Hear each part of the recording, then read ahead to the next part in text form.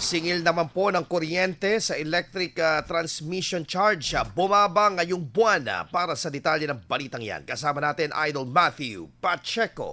104.7 IFM. Report! Inaasahan ang pagbaba ng singil ng transmission charge ngayong buwan ng Mayo matapos ianunsyo ng National Grid Corporation of the Philippines.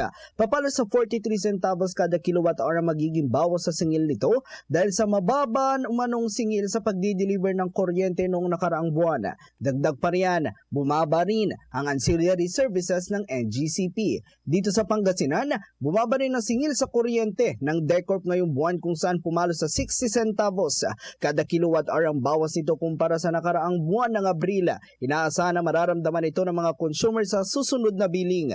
Tiniyak din ng DECORP na sapat at matatag ang supply nito ngayong buwan. Kasama mo mula rito sa IFM Digupan, ito si Idol Matthew Pacheco. Tatak IFM. IFM News. IFM News. IFM News.